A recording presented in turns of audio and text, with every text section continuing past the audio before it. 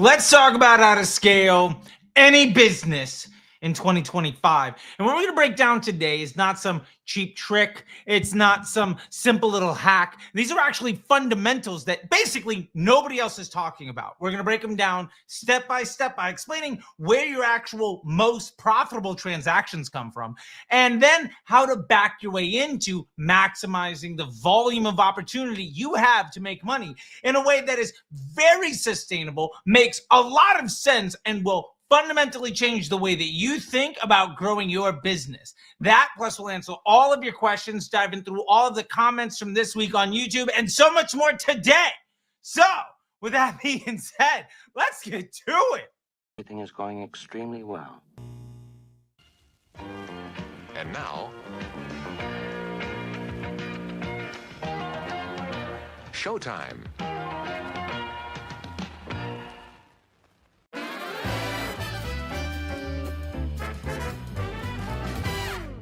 All right, everybody, welcome back to the show. Welcome to this week's live. This is step-by-step guide to scaling any business in 2025. If you have any questions, drop them in the chat. Super chats get bumped to the top of the list. Don't forget to join the membership if you want your questions asked without having to do the super chat. And down at the bottom, you'll see a link. If you go to disruptorschool.com right now, we have a sale going for consulting calls.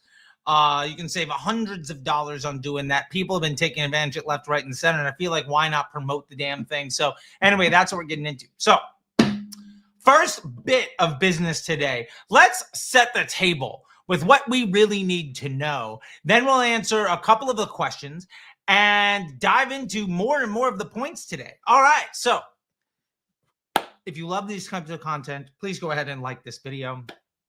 If you've been watching this channel a bunch, go ahead and subscribe. Apparently, only 35% of the people that binge this channel are subscribed. So let's change that. And if you find value in it, go ahead and share with your friends. This doesn't have to be your secret. There's plenty of money to go around. Okay, all that to be said. Yeah, sorry. I do have anyway, I had to go to the doctor this morning. That is what we're at today. So let's dive into it with point number one. This is your step-by-step guide to scaling any business in 2025. And the most important thing that we have to point to right away is, where are our most profitable transactions? Well, you've been thinking about this completely wrong. It's not from Google. It's not from email. It's not from TikTok or Facebook, TikTok RIP maybe. It's not from any of those channels. Let's bring this in. Your most profitable transaction is a repeat buyer. That is your single most profitable transaction that you will have in your business. It's also the most sustainable and predictable action to occur. Here's the bottom line. It is an extremely stable and consistent data point in any business. When you begin to look at how many people who buy once buy a second time, and even more predictable is when you do that by product. If you're selling three different things, let's say this cup, this coaster, my God, and this phone, depending on what you're looking at, you're going to know that maybe 30% of people that buy this cup buy again, 5% of people that buy this coaster buy again, and let's say 1% of people that buy this phone buy again.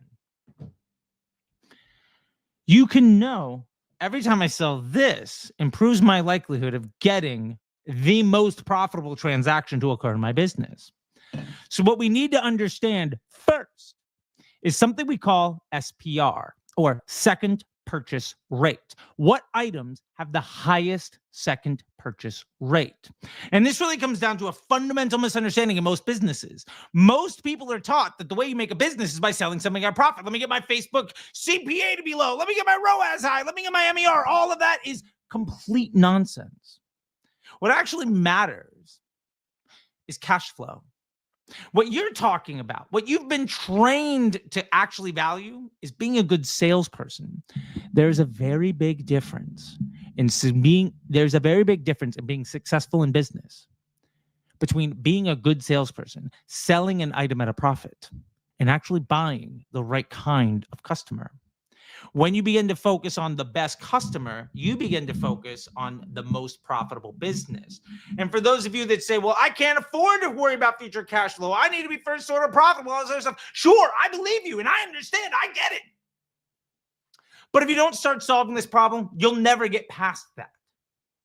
If you continually try to chase down what a lot of other people tell you, and believe me, I've been in the ad accounts. I've been in the Andrew Ferris-led ideology of ad accounts where there's 13 different campaigns all promoting anything with a positive contribution margin. I've unpacked and helped people recover from the common thread ad accounts where there's like 37 different campaigns running with lookalikes and interest groups and 1,000 different cost caps promoting anything at a profit. Here's the problem. None of those are focused on the most profitable transaction. They're actually focused on making a complete misappropriation of your marketing funnel as a priority. And we'll get to more of that here in a minute. The point is, we need to begin to understand, where do we make the most money? Then we can understand everything else we need to in our business. So step one in this step-by-step guide is to understand what products most often correlate to a future purchase. And now here's how to do that in a super easy way. Do you need Lifetimely? No. Do you need Northbeam? God, no. You should never rely on that. Or Ad Beacon. Or do I need a triple wheel dashboard? I mean, I think it's helpful, but none of that's going to answer this question. Here's a simple way of doing it. Grab all of your Shopify receipts for the last year. Get all your purchases. What we need to know is, what did somebody buy? What's their name? When did they buy? And what did they buy? And are they first or returning? Just get that simple report. Download it. Throw it into ChatGPT. And then ask GPT this simple question. Of all the people who bought more than once, of all of my repeat buyers, what was the most commonly bought product when they were new customers? And rate those 1 to 5 and give me a volume and a percentage per. That alone will tell you what is your most profitable customer journey, because that's going to tell you what has the highest second purchase rate. That is the most highest opportunity of generating cash flow in your business. And if you're not generating cash flow, then you're a salesperson. A salesperson is not a business. So the first thing we're going to touch on today is that simple step. Download your Shopify report and ask ChatGPT to tell you, of everybody who's a repeat buyer, what did they buy when they were a new customer? And then rate these in order of what product most often led to somebody buying a second time. That relationship is one of the stickiest stats that you will ever have in your business. All right. So that's step one. Now, we're going to get to step two here in a minute. I just want to address the chat. Hey, Sam. Good to see you. The Sam. With the hand. Boom. Let's see it. Fantastic. All right. If you're in the chat, by the way, let me know where you're at, where you're coming from, fam. It's great to see all of you guys here. We're getting dozens and dozens of eyeballs, depending on how you count stuff. You know, boom, Drew, we will get to your question here in a little bit. Oh, I love it. I found you yesterday, set up my brand Shopify. I was about to launch. I'm so glad I found you, brother. Such valuable insights already. Been binging your videos on my commute to work. Love it. From London, bonjour, Drew. From Switzerland, bonjour, Sadine. I don't even know how to pronounce that name. White kid from the suburbs. Love it. Fantastic. Okay, so here's the promise and here's the delivery. We're going to give you the step-by-step guide today. Part of the promise of these lives as well is the community.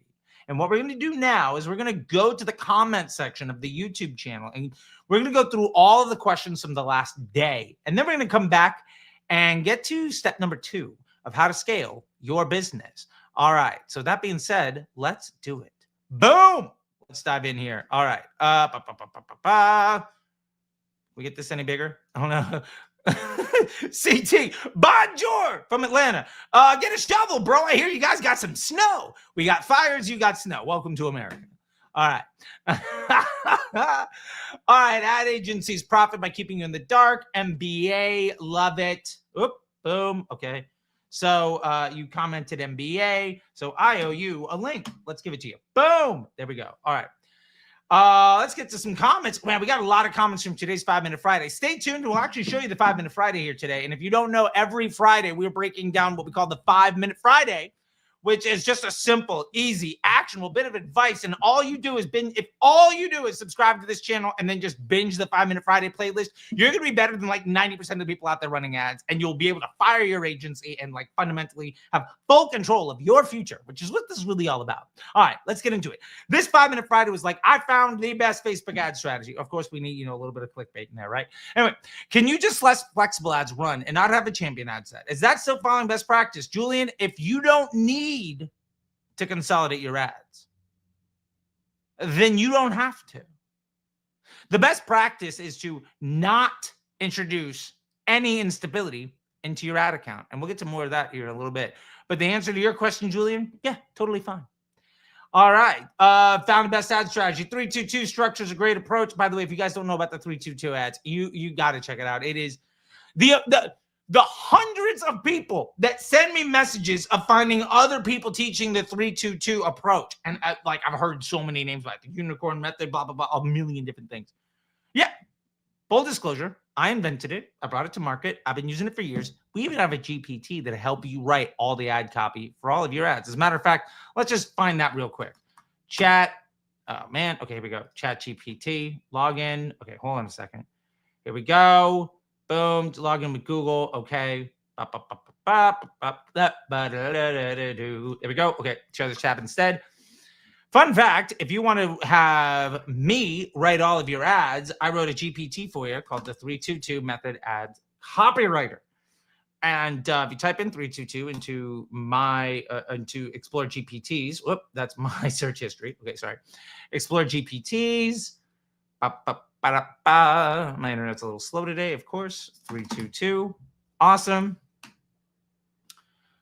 This will pop up with 3-2-2 method ads copywriter. Bam. This will literally take you step by step into building ads for you. You can start with the landing page, previous winning ad copy, post a video transcription, or just tell the machine. 4.4 star rating, 5,000 people. That's what we do here, people. Easy peasy, right? All right, now that'll be said. I'm curious, have you ever explored tools like Ad Inspiration for ad campaigns? Honestly, I don't know what Ad Inspiration is. So Jewel Bam, I'm gonna have to check that out. Let's actually take a look. What is Ad Inspiration? Share this chat instead. Get the best ad templates and examples. Okay, I got you.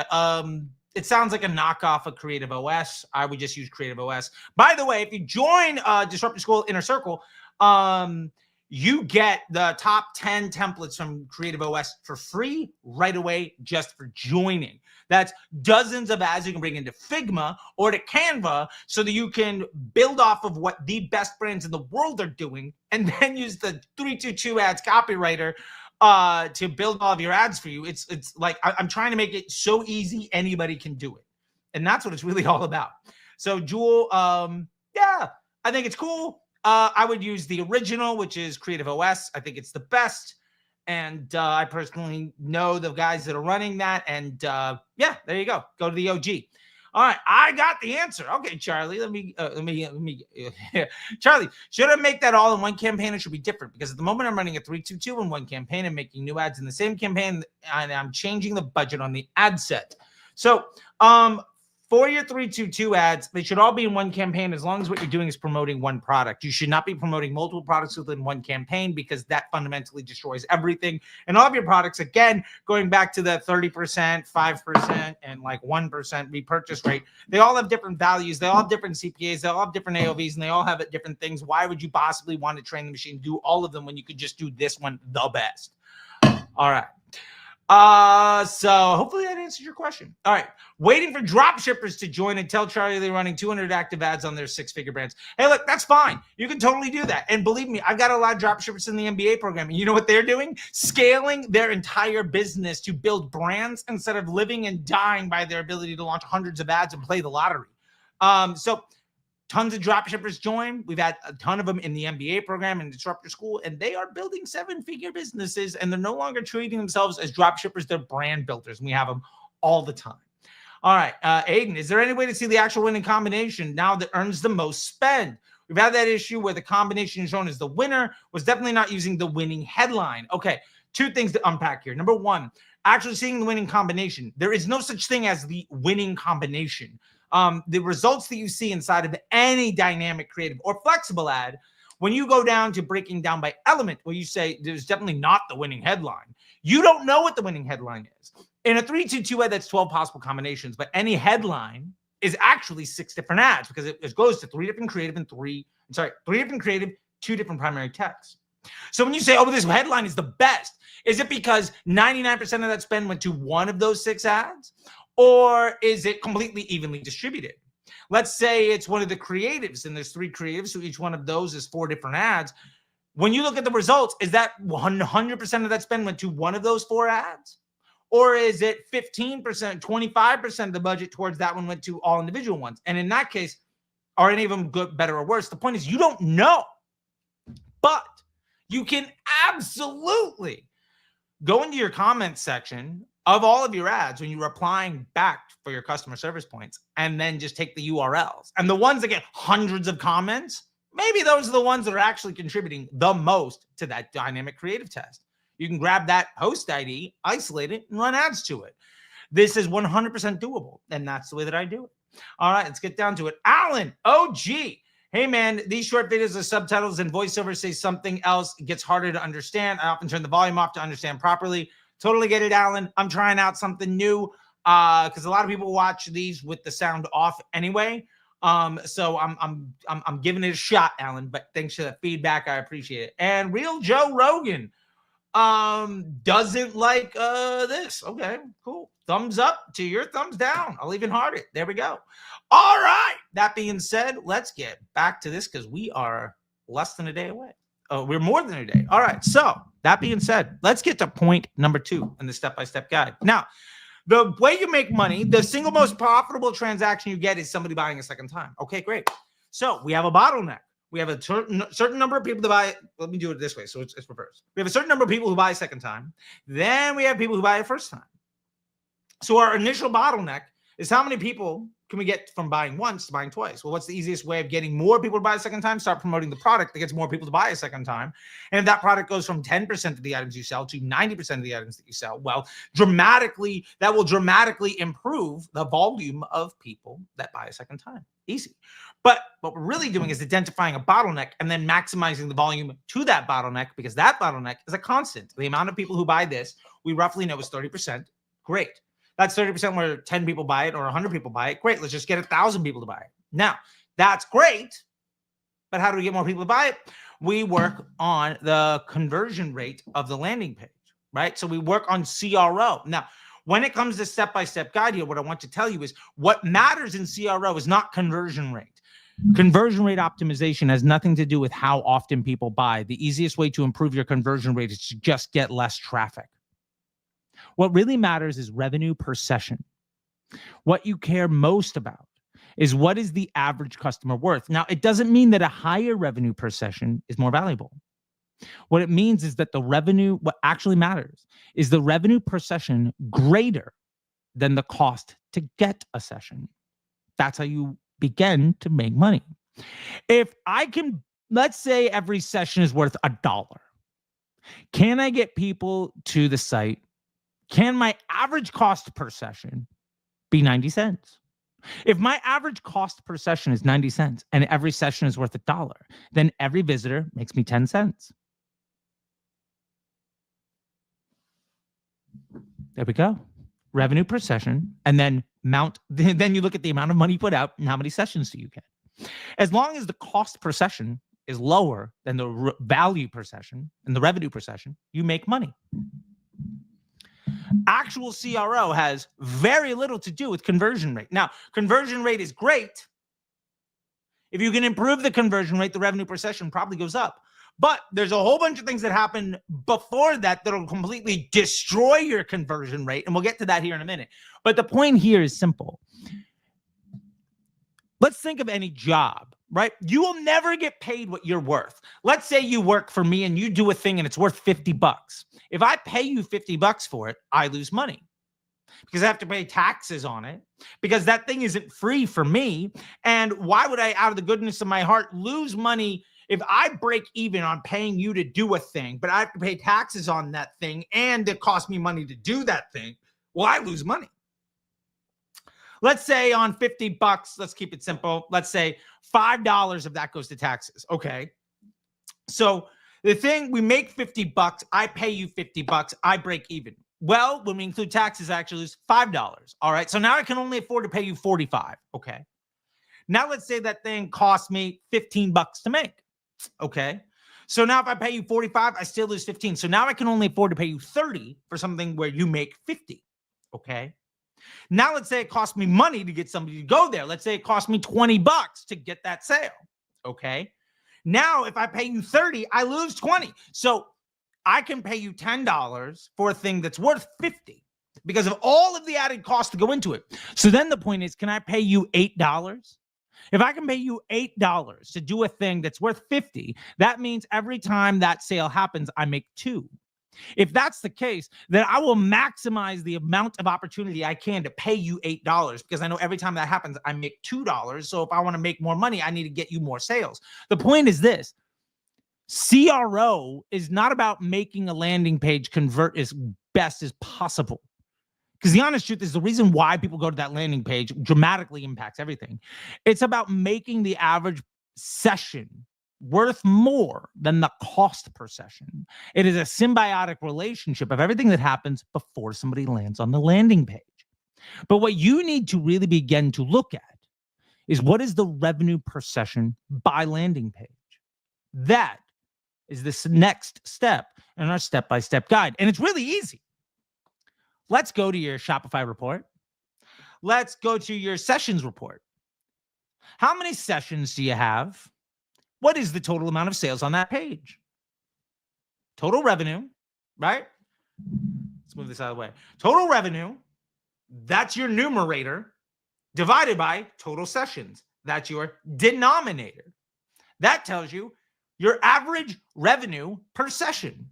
Now, every time you test that landing page, your goal is not to improve the conversion rate. It's actually to improve the revenue per session. If you improve the conversion rate by reducing the price, you make less money. And then what if you make the price higher, but you get a lower conversion rate? What if your conversion rate dropped from 3% to 2%, but you doubled the revenue? Well, give me a worse conversion rate all day, because I'm actually making 50% more money. The point here is simple. Your next step is to begin to understand what a session is worth. And then your goal, which we're going to get to in a minute, is to understand how to get more sessions for below that cost. All right, that being said, let's go to the chat. Let's address the chat. We got 60 eyeballs in here, or technically 120 eyeballs. If we're going to go ahead and say that maybe some of y'all got 2 eyeballs on you. Good to see you. London, Switzerland, Jonas, love this, love you. All right, bonjour from Atlanta. Yeah, state of emergency for a whopping 2 inches of snow. Tell me about it, man. Let's see. Hi, Charlie. Thanks for helping me through email. Clothing brands, lots of variations. Quentin, I was emailing you this morning. Good to see you. Quick question here. All right, we'll get to that here in a minute. Let's see. For image ad testing, do you recommend 322? Always. I don't give a fuck about the resolution. Make it not look like shit. There is no type of testing where I won't recommend the 322 ad unless that testing is catalog, in which case the 322 ad isn't applicable. All right, Drew, question. From the start, you are pitching 322 structured via 1CBO and DCT as the first ever to add account. Apologies. Yes, I am pitching 322 ads from the very beginning. Like, there's no reason to not do it. This is the way the software was written to be used. This is the easiest way to have the highest level of confidence and actionability in your data while leveraging the scientific method in a machine learning environment. Moving away from that basically says, I'm smarter than the machine, or I'm more interested in getting lucky than being smart, both of which are losing venture. Data wins. The greatest ad in the world in a bad ad account setup is not nearly as good as a shit ad with good data. People say, Campaign structure doesn't matter. Campaign structure doesn't matter. ABO, CBO, ASC, all this shit, whatever. We're just trying to make a profit. Those are the people that are constantly struggling. Facebook is a machine learning environment. It's a data machine. If you don't give a shit about the data, then you don't give a shit about the machine. Your results are going to be shit no matter what. You can try to get lucky all day, but if you're only relying on getting lucky and outpacing the machine, you're always going to need to be first order profitable because you are a salesman, not a business operator. If you want to start solving problems, you got to start understanding how the machine works so that you can leverage it in your favor instead of working against it. And the reason why most people that you see preaching against it are motivated to do that is because they sell services to operate it for you in a way that depreciates in value, and then they sell you the next fixes, right? They say run a bunch of cost caps and campaigns to everything with a profit. Oh, by the way, you need more creative. We have a creative service for you. Oh, by the way, you need more email stuff, so we got an email service. Oh, by the way, we got a Google. You need more search. They're creating more and more problems to sell you more and more solutions. At the end of the day, the only reason that you're going to be successful or not successful has nothing to do with them. It's completely around your business model, and ignoring them is the best thing for your business that you can do. A shit business model will always fail, but a bad business model being operated by a predatory practicer of ad accounts will suffer more than a bad business model focused on getting better. Business models are what matter. Your ad account, as we'll get to here in a minute, doesn't really. And that's what's really important. Leverage the machine the way it was designed to be used, and you'll be more successful. There we go. All right, Sadine, you got a lot of questions here, buddy. We'll see what we can do to unpack this. But to be completely honest, I think you need to join the MBA. At least the Disruptor School Inner Circle. Which jump into disruptorschool.com. You can check out the Inner Circle. We'll get you into there. You got a lot of stuff here, and I honestly don't think I can answer all of them, but we'll see what we can do over time, okay? We're going to get to one more here from Quentin. For image ad testing, you always, e-com, yes. Okay, we got to that question. Fantastic. Okay, we're going to get back to here. Boom. All right, Jewel Barm, targeting the right audience is important. I'm beginning to think, Jewel, you're just a salesperson for ad inspo, so we'll leave that there. Joel, your content is super helpful. Joe, your comment made me feel better. Fantastic. All right, let's get to the next one. Hey, Ho Chief, would you recommend, how would you go about running a subscription-based business with your ad structure? You ran 310 Nutrition. That's right. I think that was the brand you mentioned in some of your previous videos. Yep. Do you use the 3221 campaign when you first launched it, or is it something else? Honestly, 322 ads didn't exist. This is pre-broad match, pre-advanced matching.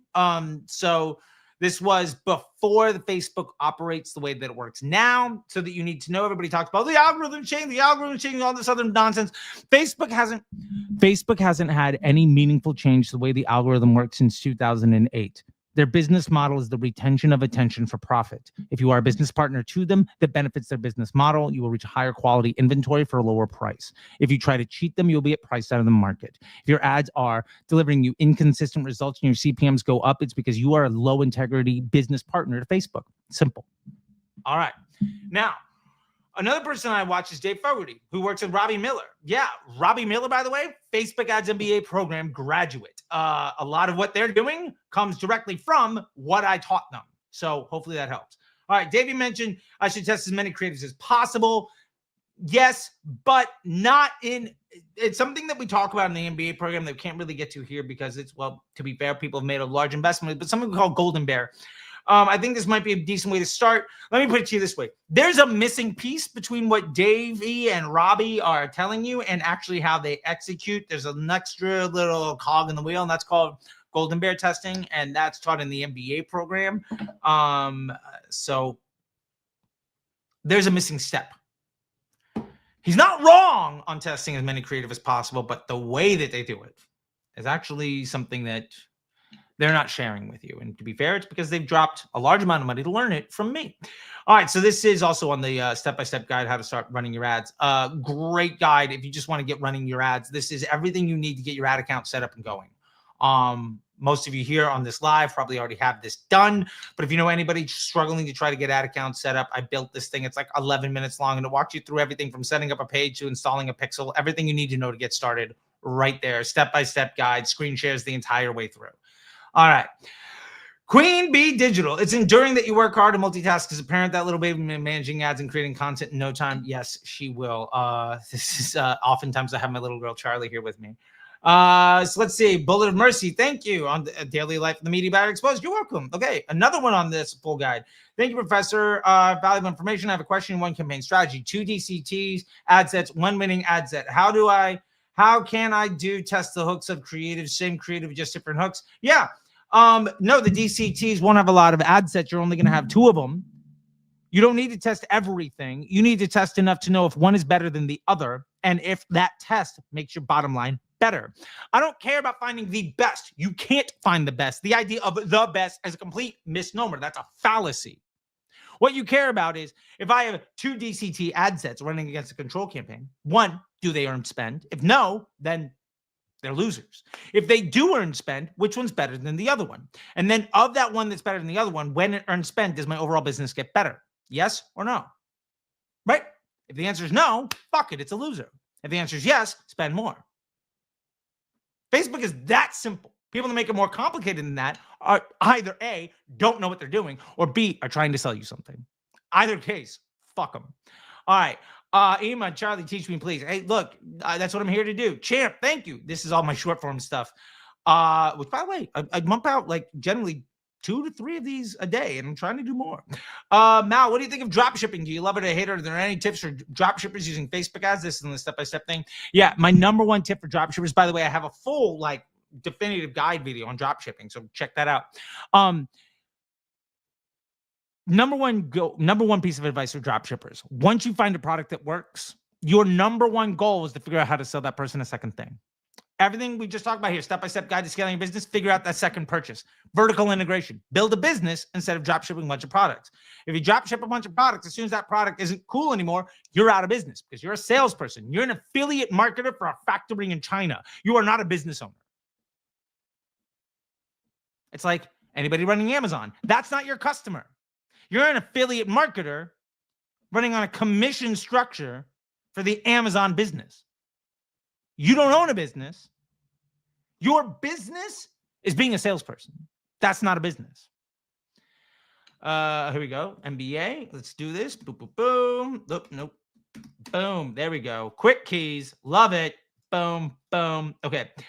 One more thing on this. Man, we got 2 days. Okay. Thanks. What if I had an ad account that already spent $12,000, but when going broader targets the wrong customer groups, the competition set of potential customers? Sounds like you have a creative problem. If your ads are targeting the wrong people, make different ads. And yes, it will take a little bit of time for the machine to understand how to target these new people, but it really is that simple. If your results aren't good enough, 1, we have a lot of other problems, and we're going to get back to that real quick. Where are we getting for 3 days? Okay, we only have 2 more questions to go. But you need to start running a real business, and that's what we're breaking down today in this live video. So hopefully this really helps out. All right, Drew, watch this 10 times and still don't understand what's the difference. All right, I'm gonna play this video. You don't need to worry about the audio, and then we're gonna explain it, and then we'll get back to step number 3 on how to scale any business in 2025.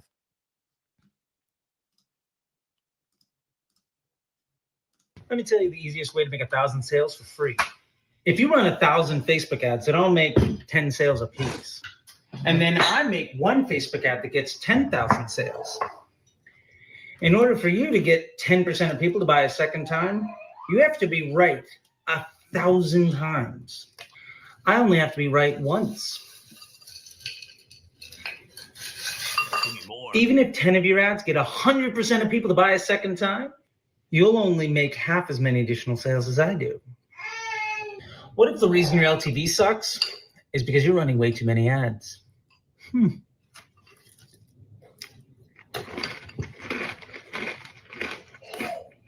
me tell you Here we go. So the point of that, where we get back to this spot.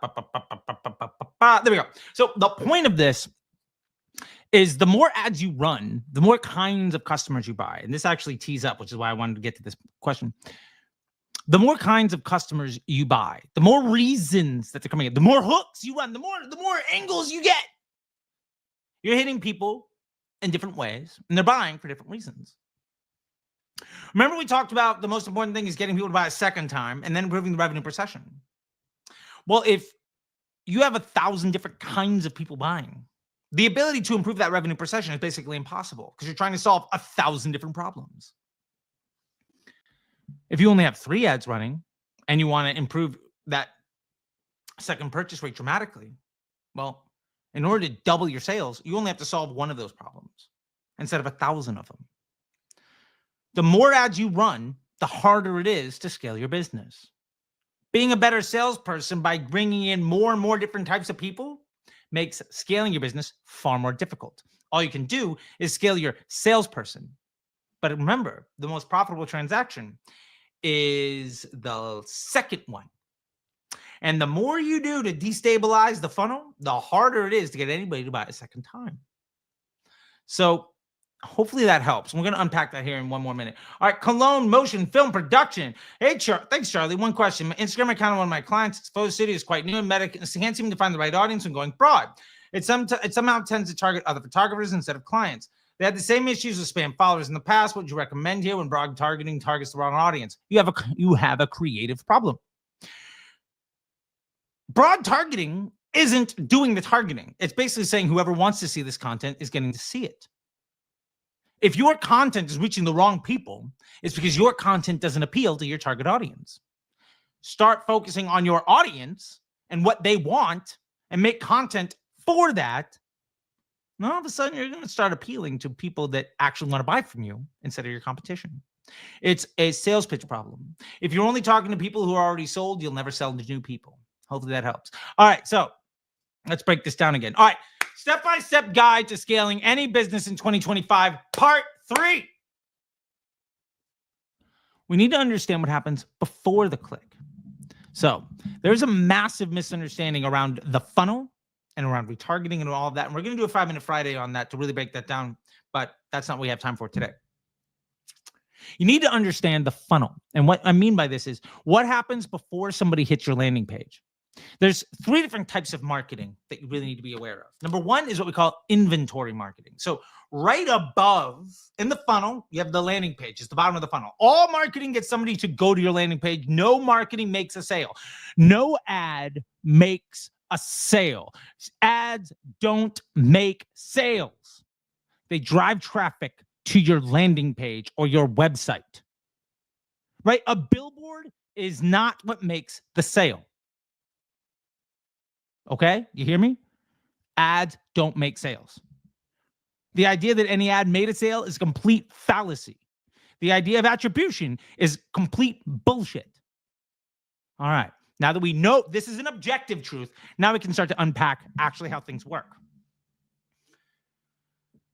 When you have a landing page, what are the easiest ways of getting people? Remember we talked about that bottleneck. Okay, so what's the bottleneck above a landing page? Well, immediately, the easiest people are the ones that have opted into receiving messaging from you. This is hand-to-hand combat, one-on-one communication. This is email and SMS. And for those of you that are scaling like a community or an Instagram post, let's say, that's your broadcast channel, but it's somebody opting into hearing from you. This is what we call inventory marketing. Above inventory marketing, where somebody has opted into hearing from you. Now, again, if you were to say, let's say you have 1,000 email addresses with a 10% open rate, okay, that means 100 people open, and then 10% click-through rate, okay, that means 10 people clicked, and then a 10% conversion rate, that means 1 person bought. Every 1,000 emails generates 1 sale. Now, you could triple those numbers, and then maybe you get 3 sales, or I guess technically if you tripled every one of those numbers, 30% open rate means you get 30 people instead of 10. And then a 30% click-through rate on 30%. Like, okay, maybe you get better and better and better at this stuff. Let's say, I'm not going to bust out the math here real quick, but let's just say you get 30% better across your entire inventory marketing funnel and you get 3 sales out of 1,000 instead of 1. That doesn't get you more email addresses. So now your bottleneck isn't people buying a second time. It's the amount of people that you can actually reach you on inventory marketing. So above inventory marketing, we have intent-based marketing. This is PPC. This is people looking on search. This is people on Amazon, stuff like that. Right? They've walked into the store. They've walked into the farmer's market, and they're trying to buy strawberries, and you're one of 17 other people selling them. Are you a better salesperson when somebody already knows what they're looking to buy? Can you get them to buy? Great. You can get better and better at that, but that doesn't mean anybody's looking for you. So eventually there's a bottleneck there. And then we have to go to intent creation and awareness. This is brand marketing. This is where Facebook comes in. Also TikTok and YouTube and all that other stuff. Now, for what it's worth, there are a lot of options. And this is what social media is all about. And pre-social media days, this is radio and television and all of that fun stuff. The point is simple. Those things, those options, of them, Facebook is the most stable, the smartest machine that takes the least amount of effort to manage, that is the most sustainable with the least amount of effort. In a couple of hours a week, you can manage a Facebook ad account and see sustainable results that are scalable. That's why I choose it, right?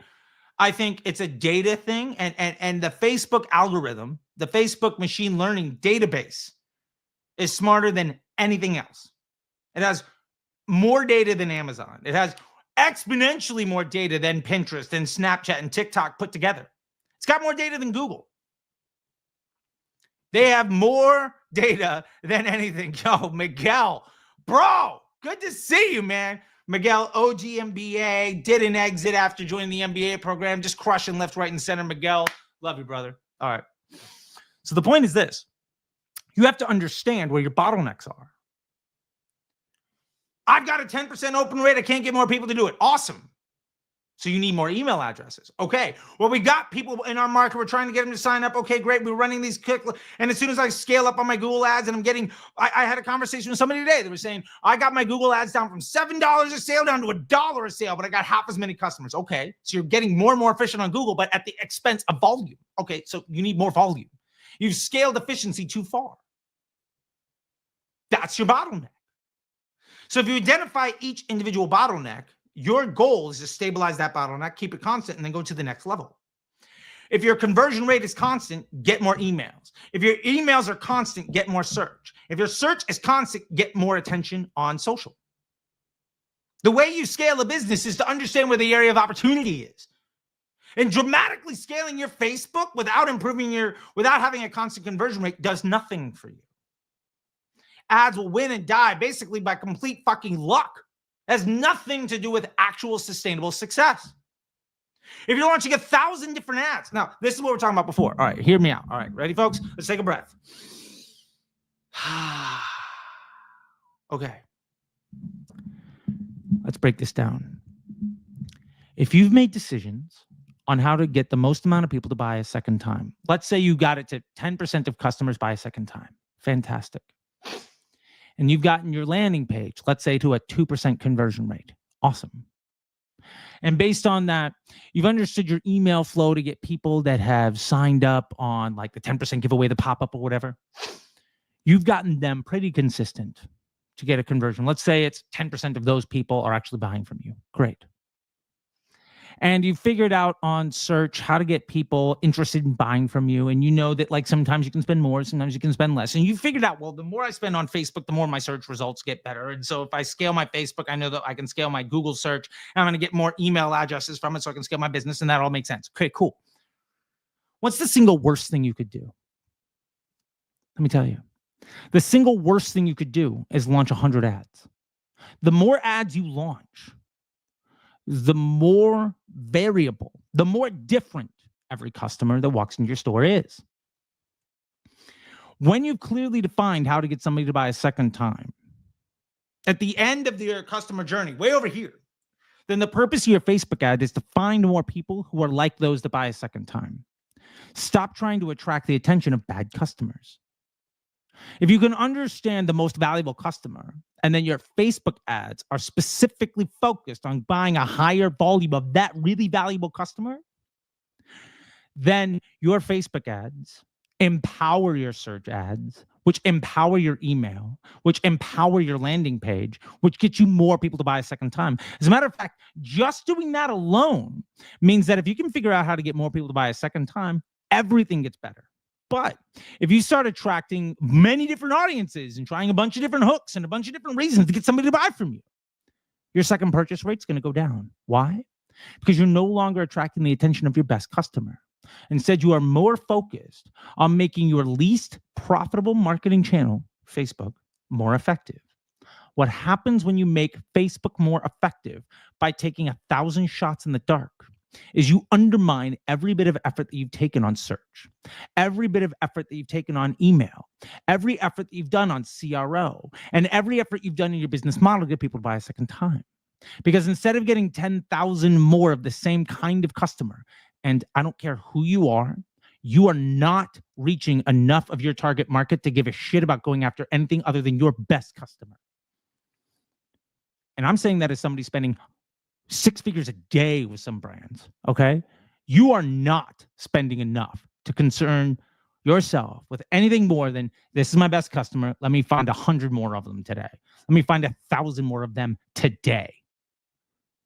The more you get away from finding that kind of customer to get cheap wins, the more you undermine your entire business model. And there's a reason why the people that focus on launching 1,000 ads ultimately continue to talk about how Facebook is broken, about how things are changing all the time, and they talk about ABO and CBO and ASC and cost caps and what's working lately. Because what they haven't done is actually build a business that actually functions. They haven't scaled a business model. What they've done is figured out a way to work really fucking hard to make success almost impossible. And so they redefine success. They say success is growing 20% every year. Or maybe what they've done is gone from 50,000 to 3 million, and that's great. But to get from 3 to 30, they're going to have to fundamentally change what they're doing.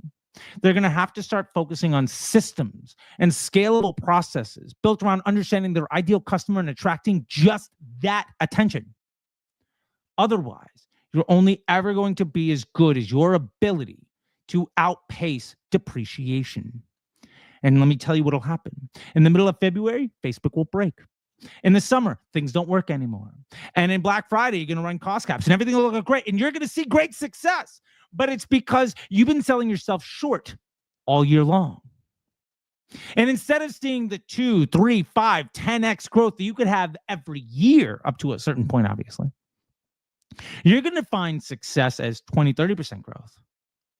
You're going to consider yourself a seasonal business.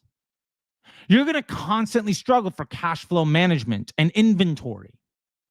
You're going to circle the drain 1,000 times instead of taking any steps forward, because what you built is basically empowering the salesperson instead of the business model.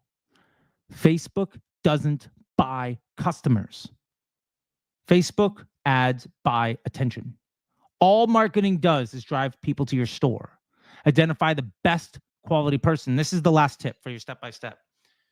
Identify your best customer and then figure out a way to get that customer to your site at the highest volume possible, where the cost to get that traffic is below your revenue per session, and then focus all of your efforts on getting those people to buy more than once. That's how you scale any business. Every business is that simple. Can you buy or earn attention for less than it's worth in a way that leads to future cash flow? That's a successful business. Every successful business on earth is built around that simple fundamental. Let me say it one more time. The way you scale any business is to acquire attention for a lower price than that attention is worth. And then to get that attention to be a future cash flow device. Get attention, turn it into somebody who pays you more than once. Otherwise, you do not have a business. You are a salesperson, and the inevitable failure of your business is just a matter of time away. That being said, let me show you this. Sick and tired of struggling and ads not working and them not scaling and they're just not making sense. I'm f***ing confused, bro. If you've ever wondered how to get better results without relying on guesswork or luck, then this is for you. I got you, homie. Hello, everyone, and welcome back to 5 Minute Friday. And today we're going to be breaking down flexible ads, or dynamic creative, and why they're the smartest ads for you to be running inside of your Facebook ad account.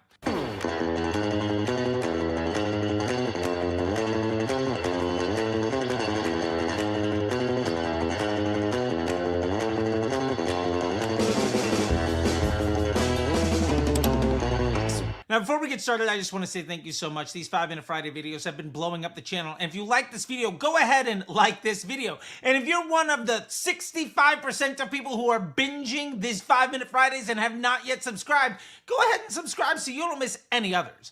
And with that being said, let's throw 5 minutes on the clock and get started. So first, let's focus on the problem with guessing in your ads. When you build ads manually, you're guessing which copy goes with which creative, which headline goes with which video, and ultimately, that's not how Facebook's AI was designed to work. Stop it. Get some help. If you create 12 ads, each one of them is collecting data independently. This means each ad is 12 times dumber than one ad could be because each one is learning less. Here's the truth nobody will tell you. Whether an ad wins or loses early is almost exclusively dependent on random distribution within the first few thousand impressions. More ads means less data per ad, which ultimately means you're leveraging luck a lot more than machine learning and not seeing the success that you deserve. This is where flexible ads come in. This is Facebook's dynamic creative, or now called flexible ads. You can give the machine a few choices at copy and creative, and it will do all the hard work for you.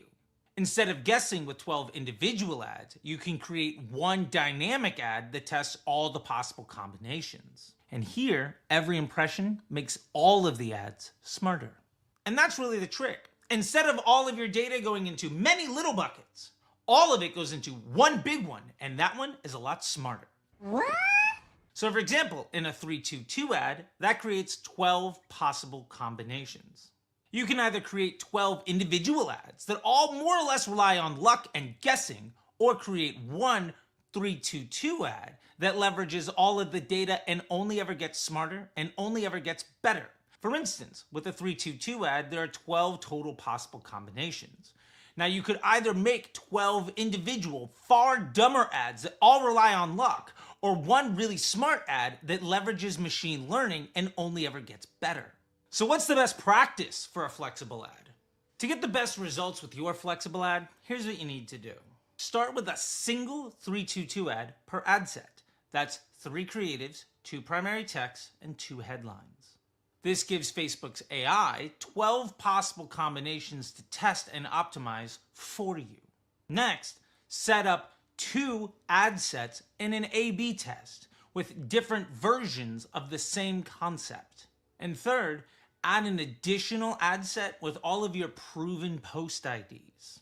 This gives your CBO campaign a stable control group and allows the other ad sets to focus on testing. This setup allows Facebook ads to execute the scientific method for you, eliminating the guesswork and luck that you've previously been relying on and giving you the success that you know you deserve. Nice job, team. So what are the benefits of flexible ads? Flexible ads give you smarter, more stable results. By leveraging Facebook's machine learning, you're able to show the best ad to the best person at the best time to give you the best results that are ultimately far more stable, far more scalable, and far more trustworthy. This removes all of the guesswork and saves you tons of time and frustration. No! God, please, no! No! No! You're no longer going to be relying on luck or constantly launching a bunch of new ads that all cannibalize each other and make the machine almost completely impossible to manage. So let's talk about why flexible ads work long term. I've been using flexible ads, or previously they were called dynamic creative, for over 5 years now. And every single time that I try to test them up against the manual effort of guesswork, flexible ads win. Every single time. The results don't even come close. Think of it this way. If you rely on guesswork, where you are predicting the right copy with the right headline and the right creative, you have to be right 100% of the time, every single day. That's ridiculous. Or you could spend your time doing far more important tasks and let the machine do all the hard work for you. And honestly, it'll probably beat you anyway. Sometimes may be good, sometimes may be shit. With flexible ads, you're designing a smarter campaign that is more efficient and easier to manage. Plus, it gives you a lot more time and confidence back to see the success that you deserve. That was easy. If you haven't used flexible ads yet, this is your sign to start. And if you want to know more about 322 ads, I have a great video that I'm going to link right up there for you to check out.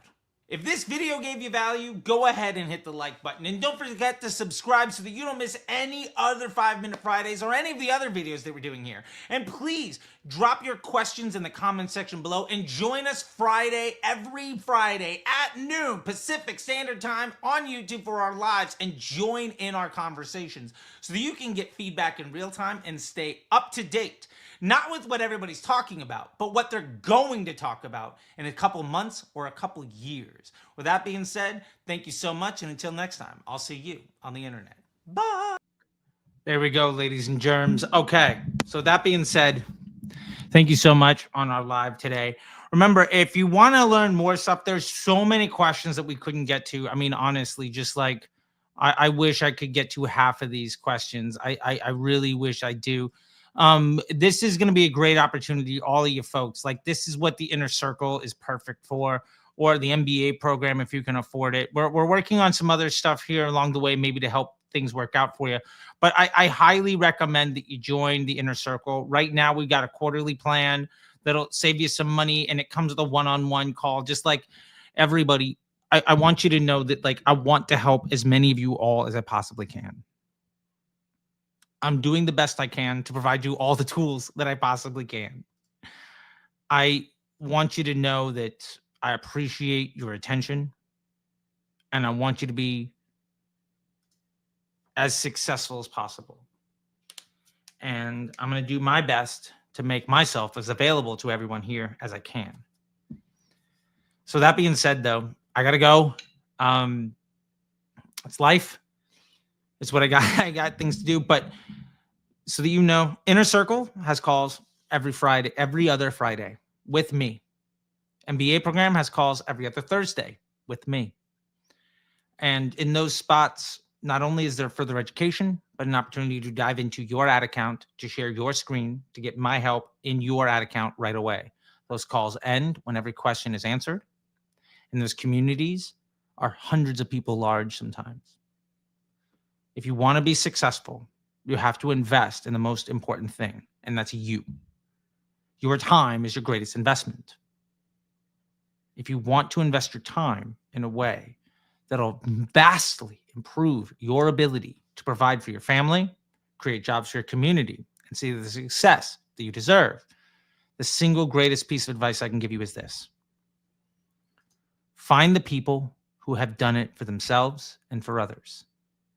There's a reason why hundreds of people have joined Disruptor School last year, and they were able to fire their ad agencies and see their best year ever. There's a reason why hundreds of people have joined the Facebook Ads MBA program, and not a single person that has done the work has ever asked for their money back. And there's a reason why we have multiple brands getting 8-figure exits every single year inside the Facebook Ads MBA program. And it's because this shit works. Not only me saying that, but it's everybody else. And all I do is teach you the same things that I do in all of my brands and all the partnerships that I have. And so that being said, I can't do this without all of you. So I really appreciate seeing you all here. And go ahead and like and subscribe to the channel, share with your friends. This should not be a secret. And I'm going to share one other thing that to me means everything. And it's this. This is you, okay? This is you. Look at this. This is my subscribers since doing these Friday lives and the 5-Minute Fridays. That's it. Like, that is crazy. And 3 months from now, I want to 10x this. Help me, help you. Let's all be successful. 2025 is going to be our best year ever. See you later. Bye. Yes!